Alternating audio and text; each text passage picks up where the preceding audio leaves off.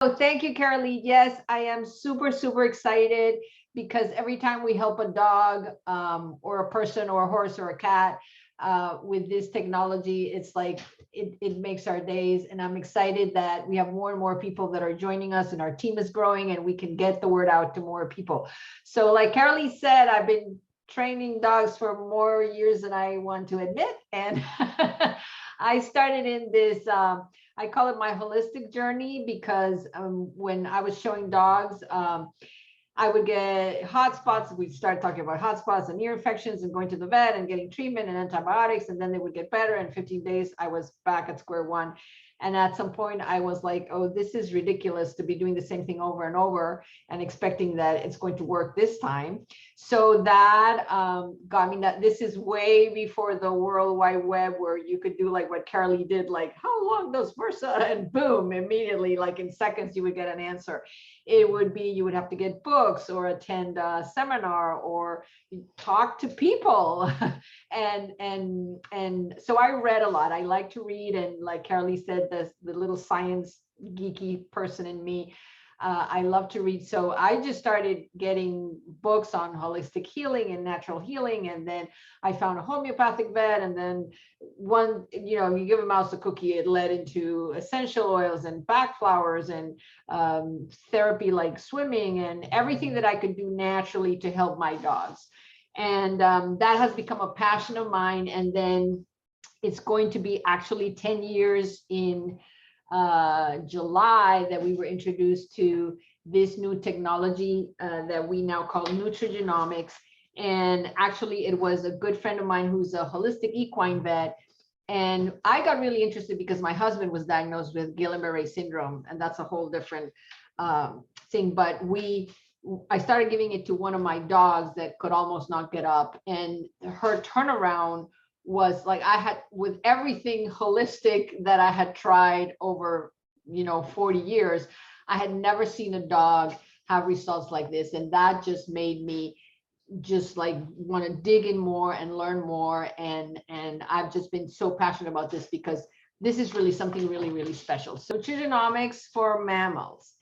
And this is a new science that can show us how nutrition can change gene expression to optimize health span in mammals, so all mammals.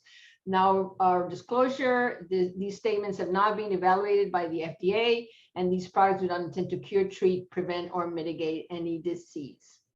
So this is what got me, this is my mission now. I don't know if you've heard these statistics, but 50 years ago, it was estimated that the cancer rate in dogs might have been 1 in 100 dogs. And today, according to PhDs, the dog has the highest rate of cancer of any mammal in the planet. And right now, 1 in 1.65 dogs will die of cancer.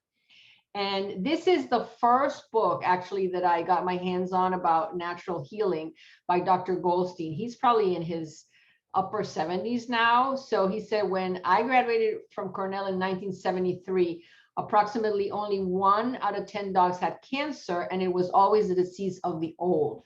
So if they saw a dog with a lump or something weird, they did not immediately think of cancer. But now he says dogs commonly, like even under 18 months, can be diagnosed with terminal cancer. So this book, I highly recommend it, The Forever Dog. It's a long book, but lots of information. And one of the things they say is dogs have 35 times more skin cancer than people, 4 more times breast tumors, 8 times more cancer, and twice bone cancer, sorry, and twice the incidence of leukemia. And this is a book, no relation to us, but it is this, nutrigenomics. This is a new buzzword. And I love what she says, because this is not about, everybody being sad. It's about like, what can we do to help our dogs? So you have more influence over your dog's health than you have ever imagined, even when it comes to the most serious conditions. Please do not give up hope. And that's exactly what we want to do here. So this is a little bit of a compilation of things that I have read in those books. But dogs and cats are being exposed to a massive amount of environmental toxins. And if we start here on the right, we know that the vaccine protocols now are dozens of vaccines on a young puppy, the use of antibiotics and a lot of pharmaceuticals, a lot of non-steroidal, those NSAIDs, what they call for inflammation, but steroids, a lot of drugs are prescribed for simple things like ear infections and hot spots and things like that. A lot of dogs are prescribed antibiotics because they don't know what's going on, and then that's the only thing they have. It's happened pretty commonly now, at least the last 2 or 3 people that we have helped, they were prescribed antibiotics for things like seizures, which I don't understand. So anyway, all the flea and tick topicals, all the dewormers, all those are very, very strong pharmaceuticals. A lot of them have been linked to seizures. And then glyphosate, this is my most hated chemical in the planet. It comes from GMO crops, which are sprayed. So the GMO crops that are in the food, they come in both from the grains, but also the animals. So the animal protein comes from animals that they have in turn been fed GMO crops. So GMO crops are crops that can be sprayed with glyphosate or other herbicides and pesticides, and they are not affected, but the weeds around it die. So it's just like a convenience thing. And they're also used to dry out the crops before they harvest them. So, and that is, it just gets absorbed into these products. So when you get a food that both the protein, the animal protein has a high concentration of these GMOs, well, it's going into your dogs, whether you like it or not. And if dogs eat kibble day in, day out, they are getting it every day at levels that are not appropriate. We have Wi-Fi and all this, this energetic contamination is also affecting them. The water is contaminated because, especially with the glyphosate, it goes into the aquifer because it's water soluble. It evaporates in the rain and then it rains down on the crops. So we're getting it like, quadruple warming, excuse me.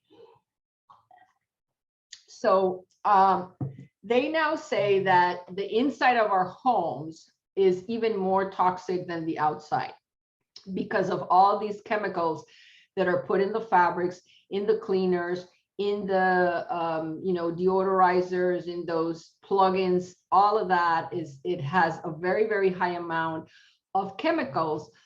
And now dogs and cats, especially cats, they spend most of their time indoors. So they are getting exposures that are way, way higher than what would be the normal recommended or approved by FDA rate. So horses are not much different, although they do live outdoors. But the vaccines, the dewormers, the fly sprays, also horses, the environment, for people that live up north with extreme cold, extreme heat here down in Florida, performance horses, transportation stresses your horse a lot, or most horses. Also being in a barn enclosed where the air might not, the airflow might not be as great as like if you have a dog grazing outside and clean air and sunshine. So the hay is also sprayed. They're eating that. The people, at least, I don't know where you live, but here in Florida, everybody sprays Roundup on their fence line because it just makes it easier to maintain. And that, again, it's going into the aquifer, so your dog is drinking it. And then again, some of the grains, if they're sprayed with this glyphosate, they come from GMO crops.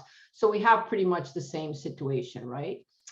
So what this is causing, so all this environmental toxins, it's something called toxic load. So your toxic load is the accumulation of all these toxins and the body not being able to get rid of them. So because it's just too more than the body can handle. So this is going to cause something called oxidative stress.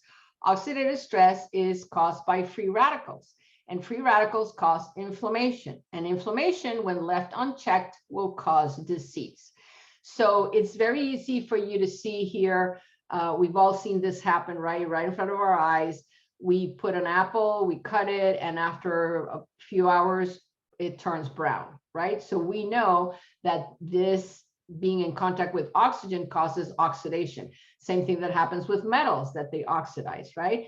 Why do we intuitively, when you're going to put something in the freezer, you put it in a plastic bag and you try to squeeze the air out of it? Because we know it's going to preserve a little longer, right? Because we're trying to take the oxygen out. So what is happening at a biochemical level is that a free radical is, we call it a bad guy, he's missing an electron. And what it does is that it's going to steal it from a healthy cell. So now the healthy cell becomes unstable itself because all these free radicals are stealing electrons from them. So over 200 diseases, including cancer, both in humans and animals, are associated with oxidative stress, which is caused by those free radicals. So can you guess how many free radicals your dog makes every day? It is estimated that dogs make 300, this is septillion, it's 300 followed by 24 zeros free radicals per day. And all those free radicals are going to be affecting every single organ and organ system in the body. So the brain, the heart, the kidney, the liver, the joints, the gastrointestinal system, immune system, blood vessels, skin, lungs, eyes, everything. Dogs, cats, horses, the same. So this accumulation of oxidative stress is one of the theories of why we age. And when we reduce oxidative stress, these are the things that go the other way, the good way. So we can reduce pain and inflammation. We have faster and better recoveries for performance animals. They have more energy and stamina, better gut health, hoof health for horses, hair and coat, respiratory issues that are also big in horses, improved circulation, reduce muscle fatigue, reduce allergies, and mental clarity and focus. So if you Google what are the most common reasons that dogs go to the vet, it's skin problems, so allergies, ear infections, and gastrointestinal disorders. Those are the top three. And people are spending hundreds and thousands of dollars in vet visit after vet visit after vet visit with no relief because of this, because every single day, the amount of free radicals that is coming from the environment is just too much for the body to handle. So if you are like me, a little science geeky person, you might want to go to pubmed.gov. This is a site that is a government site, is a publishing of medical studies, and you can type oxidative stress and any condition that you're interested in. So oxidative stress, diabetes, oxidative stress, liver disease, kidney disease, lung disease, cancer, you name it. And then you will see how many studies come up. The higher the number of studies, the higher the probability that that disease is related to oxidative stress. And that we know of, there's at least 200. So it's very, very probable that what you're looking for is related to oxidative stress. So up to now, what we have been told is that if we have a healthy diet with lots of colorful fruits and veggies, which by the way is like not in traditional kibble, which is what most dogs eat, and we do a few supplements, then that we're combating that free radical damage, right? That oxidative stress. The problem with that, that is true, but the problem with that is that it is a direct approach. So one molecule of an antioxidant will destroy one free radical. So basically one good guy is going to give one of the electrons to the bad guy and say, okay, be cool, don't destroy me. Here, I'm giving you this, but it's one-on-one and they're both done. So you tell me with this huge number, how much fruits and vegetables we would have to eat to be able to even make a little dent in this huge number. So this is our topic. Is there a better way? And there is, and it is our topic, nutrigenomics, how nutrients can affect gene expression, how it affects our DNA. So what science has discovered is that virtually every gene has a direct or an indirect relationship to nutrition. We really, really are what we eat. So genes can be turned on or they can be turned off. And to explain it a little bit better, you have nutrition. So certain nutritional compounds in our food will send a signal to the DNA, and it's going to turn on or turn off. So it's going to turn on, or we call it activation. It's going to activate so that the body makes more antioxidant enzymes. Now, this is the key word, enzymes. So we make more good guys, but it's not just good guys, it's good enzymatic guys. And the difference between a good enzyme is that enzymes are proteins that accelerate a chemical reaction in your cell. So let me put it like a little silly example. So let's say you go to the amusement park and a ride costs $10. If you added an enzyme, it's only going to cost $1 per ride. So what enzymes do is they save the cell energy, which is very, very, very, very important. So what the difference between an enzyme and a direct antioxidant is that only one antioxidant enzyme can destroy 1 million free radicals per second, as opposed to that one-to-one approach. So this is like, the direct approach of one-to-one is like throwing a Dixie cup of water on a house on fire. When you have an enzyme, it's like having a fire truck in every room, putting that fire out, okay? So it can neutralize up to 1 million free radicals per second.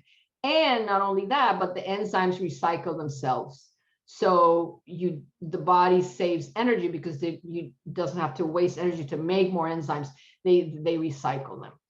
So one very, very important enzyme is glutathione. Glutathione is an enzyme that is called the master detoxifying enzyme in the body. And one of the products that we're going to be talking about is a mix of 5 natural herbs. It's called Protandim Nrf2, and it is clinically proven to be 18 times more effective than taking all these supplements individually, because some of you might know some of these: ashwagandha, bacopa, green tea, milk thistle, turmeric. Some people drink green tea, some people take turmeric every day. But as you can see, the effect that it has on the elevation of glutathione is like negative or very little compared to what we're going to be talking about. And we also have a patent that it alleviates inflammation and oxidative stress in mammals. So that is a big, big, big difference. So the benefits of glutathione are slowing down aging, reduces muscle and joint discomfort. This is huge for the senior dogs. It strengthens the immune system, detoxifies the liver. It improves mental focus and clarity, the quality of sleep. It reduces the effects of stress. It improves the skin and also athletic performance and recovery. So as we age, our levels of oxidative stress, shown here in the blue line, they go up, and our glutathione levels go down. So can you see how this is a double whammy? We not only have more free radicals and make more free radicals, but we have less of the enzymes that can help us combat those free radicals, okay? Okay, so the next theory of aging is the mitochondrial theory of aging. And some of you may remember 6th grade biology, probably most of you don't, but you may vaguely remember about the mitochondria. And they were called the powerhouse of the cell. So think of the mitochondria as like the battery on your phone. So the mitochondria makes the energy for you to be able to use your phone. And we all know what happens when we have no battery on the phone. It's like we can't use the phone. So something similar happens inside the cell. Your cell needs the energy that is made in the mitochondria for it to function. And when this energy gets depleted, well, then the cell can't function. Literally, it's that way. I read the other day that the body makes 140 pounds of ATP is what the energy that the mitochondria makes. 140 pounds per day. So imagine how much energy we need to keep our body functioning. So things like physical activity, a good environment, healthy food will all help your mitochondria stay healthy. but we've already discovered toxins, which we have an overabundance of toxins, unhealthy food like dogs that eat only kibble, and stress will increase the amount of free radicals, and they literally are killing our mitochondria. So this will inevitably have the cells functioning on very, very low energy levels. So what this means is that the cells cannot repair, the cells cannot, it's like not having light on your house. Well, you can't run your washer, you can't run your refrigerator, you can't run your dryer, or maybe, you know, if you, we've all been through when there's a storm and we have like a little generator and you go like, okay, we're gonna run the fridge for 2 hours and then turn off the fridge so that we can, you know, turn on the stove and you know, make some food. So that is a little bit what is happening inside the cell when there's not enough energy. It's like, you know, robbing Peter to pay Paul. The cell has to make these decisions. Okay, what are the things that we're going to stop making? What are the things that are going to stop functioning so we can stay alive? It's basically what's happening. So as adults, we have 100 trillion mitochondria, and the body makes 2 billion mitochondria every second. That's how important this energy production is. So when we talk about the mitochondrial theory of aging, so it's important for you to understand that the energy is not coming from food, it's coming from the mitochondria. And when they're not working, look at all the things that can go wrong. So specifically for our animals, I think a lot of diabetes, a lot of seizures, unexplained liver failure, cancer, unexplained kidney disease, heart disease, and heart failure. Those are huge in animals, and they are related to mitochondrial decline or mitochondrial malfunction. Now, specifically for cancer, this is a book called Tripping Over the Truth. If you have a loved one or have a dog that has actually been diagnosed and is you know, fighting cancer right now, I highly recommend it. It's a little complex, but basically and this is how the metabolic theory of cancer is overturning one of the medicine's most entrenched paradigms, which is that cancer is a genetic disease. And actually what they say is cancer is a metabolic disease. So look at this. This is just mind-blowing. So if you have a cancerous cell and you get the nucleus of that cell and you transplant it into a normal cell, that cell will remain normal. However, if you transplant the mitochondria from a cancerous cell into a normal cell, then that cell becomes cancerous. So what the conclusion from many, many studies is that cancer cells have damaged mitochondria, and they start sending these emergency signals to the DNA, and then that is what in turn causes the cancer. So that cell begins to exhibit the hallmark features of cancer, which is uncontrolled proliferation. So those are, you know, how tumors are formed, DNA mutations, and evasion of cell death. Evasion of cell death is all cells have a cycle. So they're born and they divide and they create whatever, if I need to make a cell for a healthy liver or a healthy kidney or a healthy heart. But after a time, that cell has to die and be replaced by a new healthy cell. So when that process is messed up, then you have an accumulation of cells that are faulty, that are kind of, you know, it's like never changing the oil in your car. You know, your car gets sluggish. So it's the same thing. If your body has a lot of damaged cells and damaged mitochondria and just damaged organelles that are not cleaned up, that makes the whole, you know, cells form tissues, form organs, from systems. So the whole system start being more and more sluggish and not working properly. And that's when you get disease. So like we were talking through nutrigenomics, we can activate. So these are gene instructions that are being sent by a certain combination of nutrients. So we have an Nrf2, and this is a long biochemical name, I can't even remember, but it's a protein. And then when this protein gets turned on, it gets activated, it codes for the genes that make more antioxidant enzymes, more detoxifying enzymes like the glutathione, and more anti-inflammatory enzymes. Anything that is anti-inflammatory produced in the cell is going to be huge for any kind of pain. So remember, for the seniors, mobility issues, that a lot of it is associated with pain. That's why they don't want to move. This is going to be huge for them. Okay. It will also repair DNA and regulate that proper cell death, that proper cycle of the cells. And with the NRF1, this is a pathway that sends instructions to make more mitochondria. So that will increase the cellular energy, and then that will improve the physical performance, and also the body having the ability to repair itself because it has the energy to do so, basically. So these are our 2-star products for Nrf2 activation. It's called Protandim Nrf2, and we have clinical trials that it reduces, and a patent, it reduces that oxidative stress by 40% in 30 days.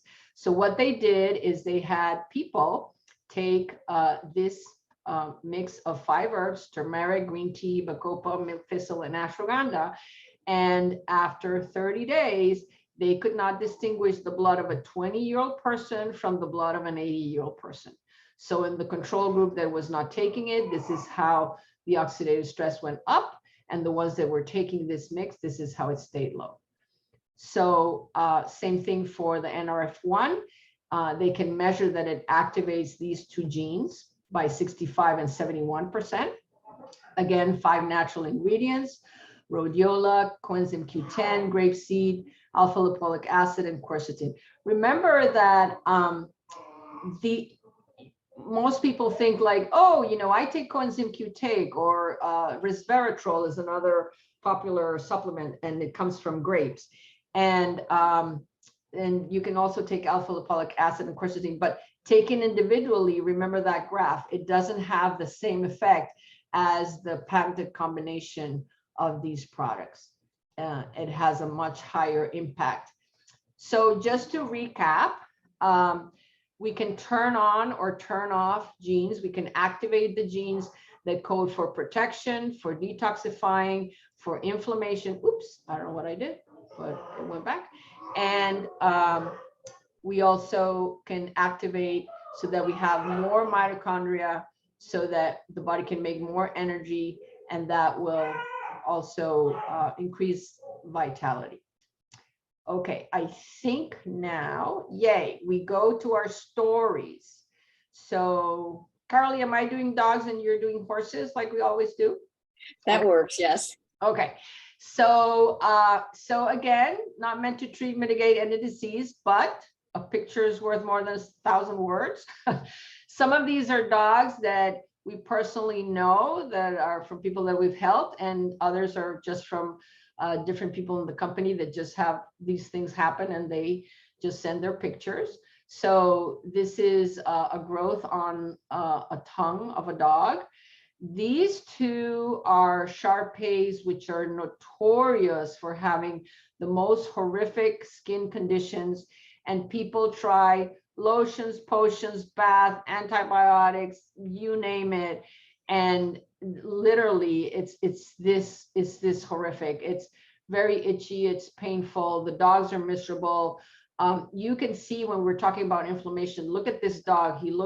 He almost looked like his whole body is bloated. Look at his poor little legs. And this is him later. This is one of Carolee's friends, and this is a puppy. So it always makes me think to what Dr. Goldstein says about dogs being diagnosed with issues younger and younger. I think this was like a 10-month-old puppy, and he just started presenting this pattern of just losing his coat. And with Nrf2 activation, I think this was like 3 or 4 months later, he regained all his coat. It's nice and shiny. These are other cases. This was a rescue also, with the allergies, with the fleas and the ticks, everything's done, nothing, get his coat back. This is a little lump. This is from our friend Suzanne Cider, her greyhound. So see, from November to April, so that's roughly like 6 months, and it just went away on its own. This is also more skin issues, inflammation in an eye. Then we have, okay, I call this elusive diagnosis. I'm seeing this more and more often of dogs. They're not 100%, go to the vet. Oh, we don't know what's going on. Let's run some tests. And then they always prescribe antibiotics. Like they don't know what it is and they prescribe antibiotics. This is Thelma. She is from we've become friends with this lady in UK. Same thing. She'd been to the vet several times and prescribed antibiotics. She didn't want to eat. She was just, no energy.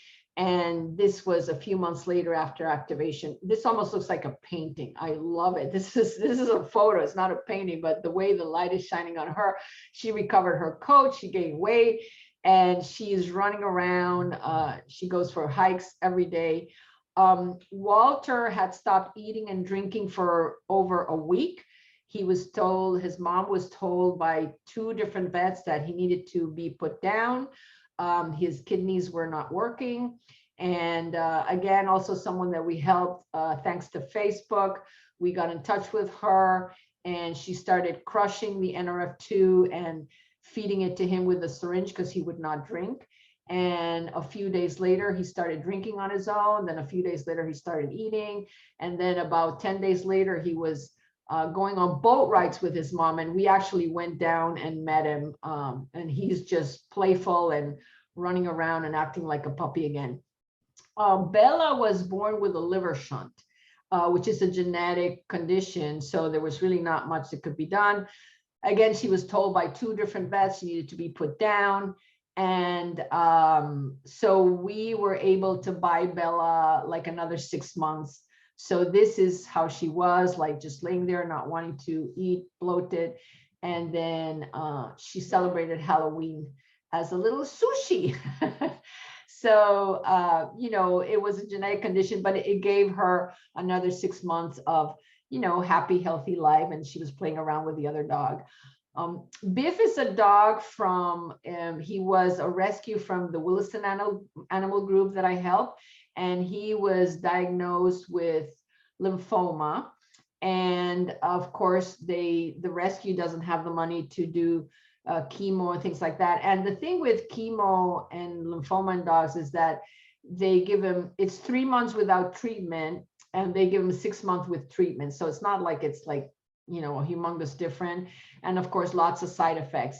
And Biff lived 20 months with Nrf2 and NRF1, and he had a very good quality of life until, the week before they decided to put him down. But 20 months in a dog is humongous. It's really a lot of extra time. Okay, let me see if I can stop this a minute because we have it. Okay, so this one here, let me stop it a minute. So this dog had a cruciate ligament surgery, and then he started limping again. And then again, he was told that there was nothing they could do, that he needed to have his leg amputated. And he had been walking like this for several months, just barely, totally non-weight bearing. Okay. And then Biff got started, and a few months, I think it was 30 days. This is him running. Let's start with you telling me what happened. So just unbelievable. This is Eli. This is one of my favorite cases that we've helped. So this is a normal knee. This is not Eli's knee. This is just how a normal dog knee should look like. This is what Eli's knee looked like. It was so bad. They had called a specialist and they thought he had bone cancer, but it was just, arthritis. They did arthroscopic surgery. It didn't help. And then he was put on Nrf2 activation. And this is Eli. Watch, because he jumps so fast that you'll miss it. So this is him running. This is like 4 years later, him running around. And he's jumping like a little creek. You don't see it, but this is like a little creek. You'll see him jump over it like nothing. Boop. And this is like 4 years later. So when they just redid his surgery, and his knee is just as horrible. So it's not that anything has happened to the knee. It's just that by removing the inflammation, he's able to just function happily, which is actually the best thing. This is actually one of Carolee's neighbors, And what happened to this dog, who to start out with does not have the best hips in the world, he's a rescue, but it was an accident and he was hit by a car. And you can see here how the hip has totally come out of the socket. See, this is the hip socket. And so it was put back in, and they said, well, we're not really sure if it's going to stay there or not. UF wanted to do surgery, of course. And so they doubled up on Nrf2, and here he is a few days later, just playing around. He's the one. He's this one, right? The black one. He's the brown one. He's the brown. Oh, the brown one. Okay. Okay, but look at him. He's like very happy. And you know, this is what we want for our animals, right? For them to be able to do what they like to do, like roughhouse. So for me, one of the things that I love about nutrigenomics is the prevention aspect, because why wait until something happens? And I really think, for example, with that dog that we saw before, he was already activated. And I think that it just helped with him recovering a lot quicker, or maybe not needing the surgery. I mean, we can't say that for sure, but I really think it puts the body in a better healing mode, a better ability to repair. So we now like to talk about health span. So it's not how long we live, but how long we live healthy, because I see a lot of people that, you know, the last year or two of their dog's life, they're like constantly visiting the vet every 3 months, an issue, another issue, another issue. And I would like my dogs to just, you know, live as long as possible, and then just one day, like, turn the lights off and be done. So, so this is what my mission is to try to get this information to as many people as possible. And hopefully they'll see it as a preventive tool, because this is the latest study on the correlation between human and canine aging. So we've all heard this 1 year is the equivalent of 7 years in a dog. Well, it turns out that it's not true. So they did a study at the University of California in Davis, where they looked at aging markers in human DNA and canine DNA. And look at this, at 1 year of age, your dog is the equivalent of a 30-year-old person. And at 4 years of age, your dog is the equivalent of like a 52-year-old person. And then the curve kind of slows down. So what this, it really impressed upon me the fact that these are the years from 2 to 4 that we need to do everything possible in the form of healthy diet and good exercise and Nrf2 and NRF1 activation, so that we can prepare these bodies to age gracefully and hopefully, you know, get to the 14, 15, 16, 17. You know, the lifespan of a dog should really be like around 20 years, maybe 17 for larger breeds and 20 years, even more for smaller breeds. So we're cutting them short with those horrific statistics that 50% of dogs over 10 years old will die of cancer. They're really becoming the canaries in the coal mine. So these are other cases, like for performance. These are agility dogs that were having lots of like allergy issues. And this was an older dog that was also able to, you know, get better and keep competing. I love this one. This is one of my students. She passed away, but here we put this out. This was her 15th agility trial championship, and there's a 6-year span between these pictures, and you can tell that she's jumping exactly the same height as she was 12 when she was 12 and when she was 6 years old. So this to me is like awesome proof of how much we can help them stay healthy. Saya was a rescue. She was very, very skittish. She was deathly afraid of kids. And we saw a dramatic improvement in her being calm and be able to go compete and not be barking all the time. Jordy, the same thing. He had what I can only call like a little panic attack. We were training and all of a sudden he would like leave, like he'd seen a ghost, and he went into his car and we couldn't get him out. And we started activating him, and a few weeks later he was here winning group 1 at a show, just calm as can be. He would get totally frazzled with the noise at the trial, or if a dog barked at him, he would tuck his tail and we couldn't get him to perform again. So this is Lacey, but I'm going to tell Lacey's story because it's special. This is my girl, Amelia, my naughty dog.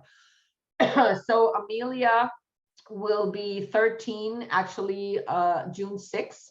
And she just this year, I took this picture, I want to say 6 months ago, and just this year she started to have a little bit more gray. Amelia, about 7 years ago, she had a really bad UTI infection, and the vet, when they did a scan, they thought she had a tumor in her bladder. I decided I was not going to do any exploratory surgery or anything drastic. And I just doubled up on her Nrf2, and we did essential oils and some homeopathic, just, you know, through everything but the kitchen sink, but all natural. And Amelia had a litter of babies who are going to be 5 this year. And she is a grandma now of Cosmo, who is 4 months old. So, you know, I don't know, I haven't done any more what is it, scans, but here she is, happy and naughty, stealing stuff left and right. And Kanga is, oh my God, I think she's 14 or 15. And Shelly posted this, and I just loved it. And I said, I have to tell her story.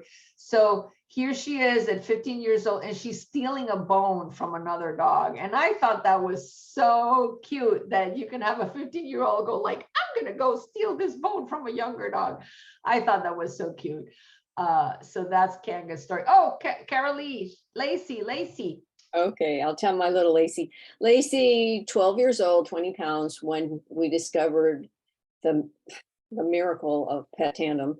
She had been sore for a long time in her joints, and she pretty much was not running like that. She was limping all the time, and she just didn't have much joy because she hurt so much.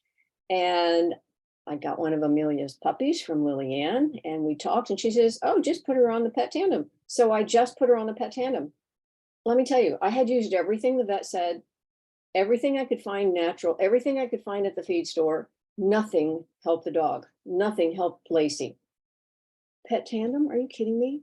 She was running. She was bounding. She was racing me. My house is kind of far, I don't know, a little ways from the barn. And she would race me to the barn, but she had quit doing that. I'm on the cart and she's racing and bounding. She'd quit doing that. Well, she started racing me again. And everything about that dog grew younger. So I am forever grateful for learning about these products. Thank you, Lillian. I love that story. Okay, so not to leave the kitties and other critters. And Vivian is here, so Vivian can tell a little Elle story. But Nega was a rescue. She's a cat from my friend, actually in Brazil. And we sent some Nrf2 to Brazil. They had done, so when my friend Ike rescued her, her paw was broken and had already kind of fused. So as you can see, so this is her little paw. This is where her pad is. So it had fused in this strange position. So she was putting all the weight on this part, which was like this when they got started. And the vet said that they had to amputate the leg, just like they said for Eli. Oh, the only thing we can do is amputation, because they had tried a graft and it wouldn't work. So she started giving the Nrf2 and also applying topical Nrf2 cream. We'll talk a little bit about that with the horses. And it just started getting smaller and it turned into this. It's unbelievable. This is a little kitty, also from another friend from our company. And he was a rescue. They couldn't put weight on him. You know, just like having a really hard time. You know, he had no coat, and look at him here. He gained weight and got his coat back. Cats are not as good at letting people take pictures like dogs. So, and Vivian, this is your little girl, Elle. Okay, Al, I used to run a hedgehog rescue when I was in. Hedgehogs are being surrendered because of for what mostly it's because they do not want to take care of them. And Elle was actually surrendered because of medical reasons. She has gone to the exotic vet, but her issue was not fixed. So the owners decided to relinquish. And being a rescue, exotic vet bills are usually 3 times the normal vet. So I actually advertised Elle condition on my Facebook page, and comes Lillian offering me to help with the yellow pill at that time, I was told. So I says yes, because being a rescue, I don't have the means to send her to the exotic vet. So within a short time frame, Elle, who had a severe skin condition and inflammation, she recovered and she was rehomed within a month. That's by having her rehome to her forever home. That saved me as a rescue tons of money in vet bills, and it also opens up me to help other hedgehogs and also dogs and cats. That's my story. Okay, Carol Lee, these are your babies. Okay, so I'm definitely a horse person forever and forever. So those skin growths on that top horse there, they're super hard they develop, and they can be burned off, they can be cut off, they get injections, and they tend to grow back. Sometimes it works when the vet works on them like that. They very frequently grow back. So that it's the same kind of growth. It just grows wherever it grows in the soft tissue on a horse, belly, around the sheath area, around the eye on that second one. And they gave that horse, it had been a long time trying to get it gone with the conventional method. In 3 weeks on Protandim, on the pill, it was gone. It fell out. And that's not an unusual story. That's kind of a common story with that problem. And so you see that horse down below, 18 years old, was just not looking good, didn't look healthy. They couldn't get weight on him. And August to December on the Protandim, look at it. I mean, man, he's glorious. Ready to rock and roll, 18 years old. Same idea with the mane. You couldn't get it to grow. Give them some healthy cells and look what happens. Oh, horses, they do get into trouble. So that nose, fortunately, that's not my horse, but that nose, they came out and found the nose like that. And they only treated now with the Nrf2 lotion that we have, and it cleared it up totally. You can't even see a scar. That's just amazing to me. And so the paint horse is my horse, and he had gotten flies had bothered that because we were at a barn where the flies were just out of control, and I couldn't get it to go away. It was like proud flesh. I just couldn't get rid of it. And sure enough, he's also activated though. He's also on the Protandim. And within a very short time, boom, it's gone. And the scar's not even there now. It totally, I put the Nrf2 cream on that too. And then that poor horse, the owner came out and found this horse. It hadn't destroyed the bone, fortunately, but it took, now they had to put this horse onto the Protandim, the pill. And it took 3 years to get this horse good and sound, but it went barrel racing when it recovered. Yes, really good story. So actually the horse with the farrier, that's my horse. It's just an example because that story came from a horse that had a problem and it could not stand on 3 legs for the farrier, could not get its feet done because of the pain. And they were considering putting that horse down. They started that horse on the Protandim, and it had been 2 years since they'd been able to pick up the foot like that. And within just a few weeks, the horse could stand again on 3 legs. Now, the other one where they're chewing on that wood, they're just sucking on that wood. There's actually a study, actually a PubMed study that says the reduction of oxidative stress can help cure that problem.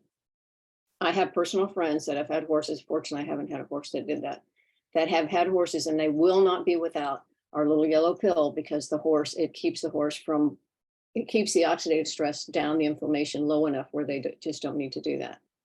And the horse on the right, again, is my paint. He had quit sweating. So we use our little yellow pill, our Protandim, and complement it with other modalities sometimes. He's on the little, we're in Florida. It's really, really hot. They have to sweat. Every horse has to sweat. So the Nrf2, and we do acupuncture, and look at that sweat. That's like a blessing. Oh, okay. So the hoof, that was my horse. And I saw him, he was running and playing in the field, and he just hit a root or something and exploded the inside of his foot, and it kind of leaked out the bottom. I did all the conventional stuff. Nothing, absolutely nothing worked. He is 27 this year. That happened about, gosh, maybe 5 years ago.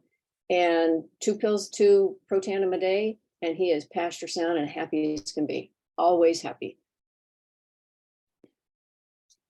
So this little guy, look at that. Oh, that's that horrible foot condition that we all dread. This, and the next one. Look at that. Look at him go. That's with Protandim, because it reduces oxidative stress. Look at that. Oh my gosh, that's another blessing. Okay, Thank you. so thank you. I've heard those stories so many times, and I'm always like, yay, so excited. This is something that I added because we've been doing this for a while, and I know we say NR2, NR1, and people go like, oh, what? So I want to do a little recap. Protandim Nrf2 is this blue bottle. When we're talking dogs, if you have large breeds, so 50 pounds, 70 pounds, we give half a tablet. This is what we affectionately call the little yellow pill. It's very, very easy to cut, like in thirds or in halves or even in quarters. For people that have multiple dogs, we recommend this because you can get a more mileage out of a bottle. You can feed it to more dogs. This is what I use because I have now 5 big labs. So, but this product is exactly the same as this product that is formulated for dogs, with the added benefit of Protandim that it has a special type of collagen. So for older dogs, like if your dog is 8, 9, 10, I really think this makes a huge difference. And it also has some good omega oils. So if you're having skin issues, this is a game changer. Now, the issue with this is that 1 tablet is up to 29 pounds. So if you have a 90-pound dog or a 100-pound dog, then you would have to give 3 tablets, and then, you know, the budget takes a hit. So this is, you're going to have exactly the same results. And my vet recommends both products instinctively. I have asked her, do you really see a difference? And she says, I really don't, other than in really old dogs. I do think it makes even more striking of a difference for mobility. And also this has a bacon flavoring, and it's like a wafer. So it's very easy to score in half and quarters. So if you have little dogs, if you have little Chihuahuas, little poodles, then it's super easy to just, you know, cut this in 4 and give it as a treat. Most dogs eat it as a treat. This one, you will definitely have to grind or stick it in peanut butter, banana, cheese, something. I have one dog in particular that if I don't disguise it really well in her raw food, she licks everything, and I find the little half of the yellow pill in her bowl. I don't have an issue with opening her mouth and just, you know, plucking it in, but some people don't like to do that. So you will have to mix this. Okay. So again, pros and cons. If you have multiple dogs, this will save you a lot of money. Cons is you're going to have to disguise it in the food. This one, if you have little dogs, it's super easy. They usually take it as a treat. NRF1, I don't give this regularly. I use this one because of the cancer issue. because of that book that I mentioned of the mitochondria, cancer being a mitochondrial issue. So if you have a dog that is battling a chronic, severe, life-threatening condition, I would definitely recommend adding the NRF1. Now, this is a capsule, so the herbs are inside the capsule. It's not easy to split unless you're a super patient person and you go to the feed store, to the holistic store, and get the empty capsules and empty one by one and try to do half a dose. My dogs get this 3 times a week. So Monday, Wednesday, Friday, I add an NRF1. I'm doing it strictly for prevention. I would definitely recommend any dog over 10 years old to do this, just because of what we discussed, the new science on cancer. Carolee mentioned the cream with that horse that tore his nose. So if you have any kind of like severe skin problems, I have used this with my dogs. We've had other dogs that they've been doing both, for severe skin conditions. The dogs can lick it. There's nothing toxic on it. For horses, it works really, really great, because horses, I don't think horses can lick the stuff like dogs do. But all these products are safe.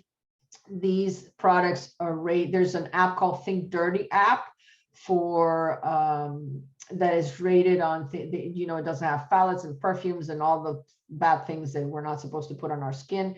So they all rate a 0 or a 1. And I've put it on my dogs and they've licked it, nothing happens. But this seems to be like a miracle thing for horses. It works really, really well for those growth and some of these conditions, like the scratches and all those things that horses love to do to themselves. And then we haven't talked about this, but there is another product called Axio, and Axio is Nrf2 activation for the brain. And my vet recommends this. There is a lot of old age doggy, just like for people, they're getting dementia. So I use this for my competition dogs when we do agility. I think it gives them mental focus. I also, I mix it a little bit with their rewards in between runs. And I don't know, I feel great on it. So if I feel great on it, my dogs can feel great too. So anything I can do to help my animals perform better, I'm on it. And again, it's all natural ingredients. I've used both. There's a caffeinated version and there's a decaf version. I've used them indistinctively and no issue. And lately I heard another presentation on horses, and on Christmas, they put out a peppermint Axio, and apparently horses love it.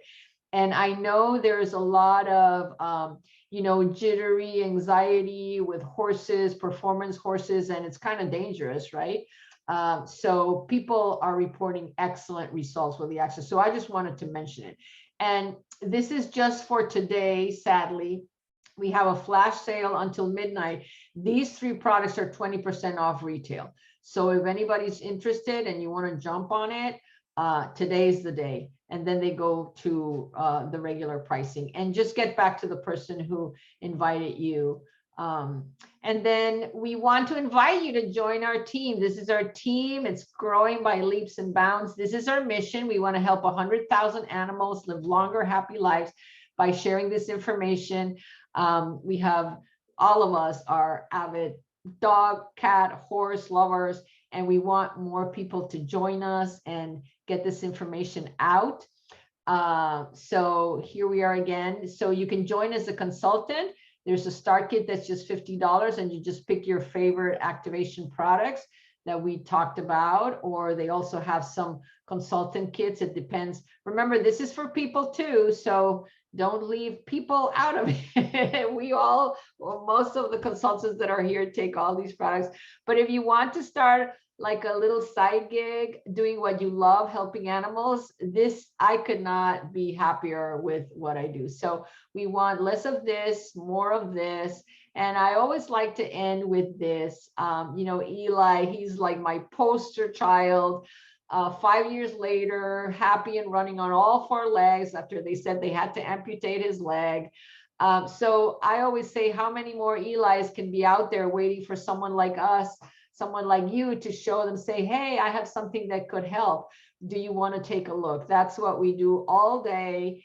And just having these stories, people come back and thanking us, and seeing these animals happy and healthy and running around and going on, trail rides, and it's just amazing. So please get back with the person who invited you to learn about this information. And my recommendation is get all of your loved ones activated. It is just an incredible journey of getting everyone back to health and being able to do what they love with energy and vitality. And there could not be a better feeling. So